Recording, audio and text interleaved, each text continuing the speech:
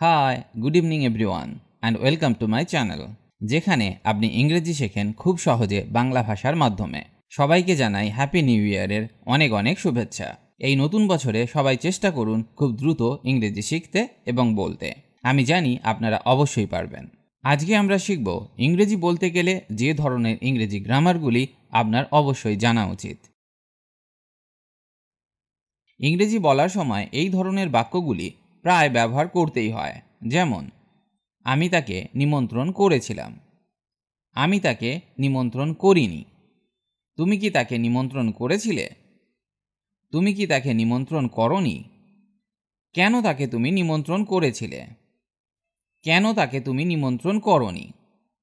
তো এদের ইংরেজি কিভাবে করবেন, আজকে আমরা সেটাই খুব ভালোভাবে শিখব, যাতে আমাদের কোনোদিন ভুল না হয়। বোঝাই যাচ্ছে বাক্যগুলি পাস্ট টেন্সে আছে, তাহলে দেখা যাক কিভাবে এদের ইংরেজি করতে হয়। আমি তাকে নিমন্ত্রণ করেছিলাম, I invited him, I invited him. এখানে ভার্বের পাস্ট ফর্মকে ব্যবহার করা হয়েছে। আমি তাকে নিমন্ত্রণ করিনি, I did not invite him, I did not invite হিম। এটা নেগেটিভ সেন্টেন্স, তাই ইংরেজি করতে আমরা ডিডকে ব্যবহার করলাম, কিন্তু যখন আমরা বাক্যে ডিডকে ব্যবহার করলাম তখন ভার্বের ফার্স্ট ফর্মটি বসলো। তুমি কি তাকে নিমন্ত্রণ করেছিলে? Did you invite him? Did you invite him? তুমি কি তাকে নিমন্ত্রণ করনি? Did you not invite him? Did you not invite him? কেন তাকে তুমি নিমন্ত্রণ করেছিলে? Why did you invite him? Why did you invite him? এখানে আমরা WH ওয়ার্ডকে ব্যবহার করলাম। কেন তাকে তুমি নিমন্ত্রণ করনি? Why did you not invite him? Why did you not invite him? এই বাক্যগুলিতে সবচেয়ে কমন হলো ডিডের ব্যবহার, তাই আজকে আমাদের সাবজেক্ট হলো স্পোকেন ইংলিশে ডিডের ব্যবহার। ডিড হলো ডু এর সিম্পল পাস্ট ফর্ম। ডিড মানে করেছিল। ডিডকে ব্যবহার করা হয় I, you, we, they, he, she, it এবং যে কোনো নামের সাথে। মানে বাক্যে এই সমস্ত সাবজেক্ট থাকলে আপনি ডিডকে ব্যবহার করতে পারবেন। ইন্টারোগেটিভ সেন্টেন্স তৈরি করতে ডিডকে ব্যবহার করা হয়। নেগেটিভ সেন্টেন্স তৈরি করতেও ডিডকে ব্যবহার করা হয়।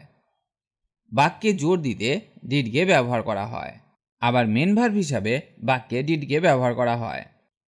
যেমন আমি এটা নিজেই করেছি, I did it myself, I did it myself. এখানে ডিডকে অ্যাজ এ মেন ভার্ব ব্যবহার করা হয়েছে, কারণ এখানে ডিড ছাড়া আর কোনো ভার্ব নেই। তুমি কি জনকে দেখেছো? Did you see John? Did you see John? না, আমি দেখিনি। No, I didn't. No, I didn't. তাহলে এখানে আমরা শিখলাম ইন্টারোগেটিভ সেন্টেন্সের সাথে সাথে নেগেটিভ সেন্টেন্স, যেখানে আমরা ডিডকে ব্যবহার করলাম।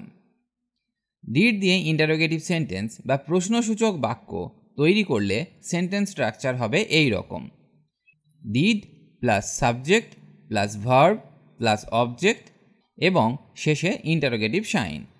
মানে প্রথমে ডিডকে বসাতে হবে, তারপর সাবজেক্ট বসবে, তারপর ভার্ব বসবে, তারপর অবজেক্ট বসবে এবং শেষে আপনাকে ইন্টারোগেটিভ সাইন দিতে হবে।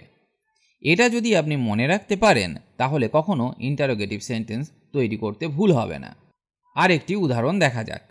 তুমি টাকা কোথায় পেলে? Where did you get the money? Where did you get the money? এটিও ইন্টারোগেটিভ সেন্টেন্স, কিন্তু এখানে ডিড সামনে বসেনি, কারণ এখানে WH ওয়ার্ড ব্যবহার করা হয়েছে।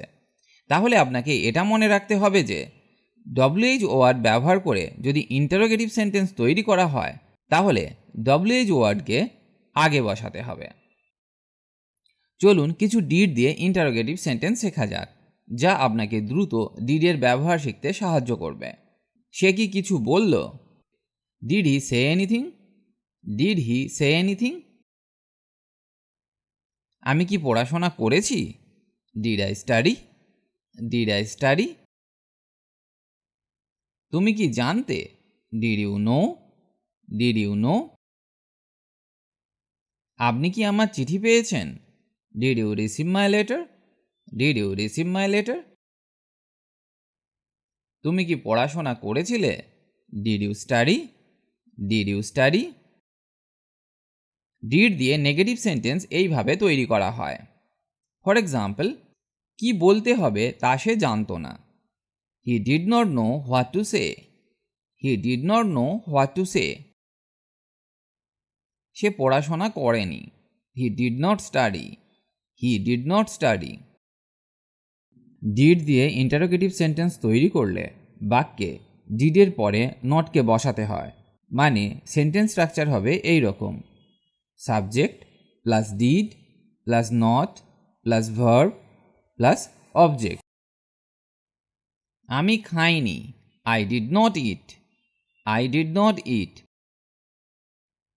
সে কিছু বলল না। He did not say anything. He did not say anything.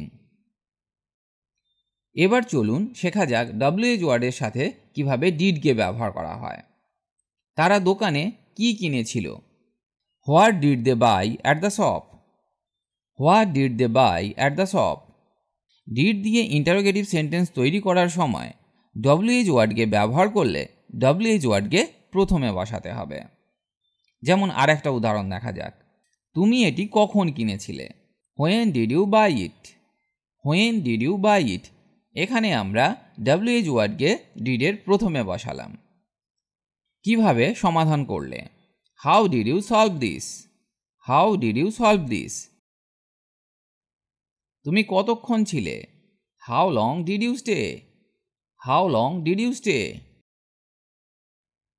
তুমি কত টাকা খরচ করেছিলে? How much money did you spend? How much money did you spend? চলুন আরও কিছু ডিডের ব্যবহার শেখা যাক। সে পরীক্ষায় ভালো ফল করেছে। He did well in the test. He did well in the test. সবাই তাদের সেরাটা করেছে। Everyone did their best. Everyone did their best. সে ঠিক বিপরীত করেছিল। He did just opposite. He did just opposite. আমরা আমাদের কাজ করেছিলাম। We did our work. We did our work. সে পড়াশোনা করেছিল। He did study. He did study. এখানে বাক্যে জোর দিতে ডিডকে ব্যবহার করা হলো। আশা করি আমি আপনাকে ডিডের ব্যবহার শেখাতে পেরেছি। ডিডকে পাস্ট টেন্সে ব্যবহার করা হয়। আজকে যা শিখলেন সেগুলি মন দিয়ে নিয়মিত প্র্যাকটিস করুন, তবেই আপনি ডিডের ব্যবহার মনে রাখতে পারবেন। আশা করি আজকের ক্লাসটি আপনার ভালো লেগেছে। আপনাদেরকে নিউ ইয়ারের অনেক অনেক শুভেচ্ছা রইল। সবাই ভালো থাকুন আর আমার সাথে ইংরেজি শিখতে থাকুন।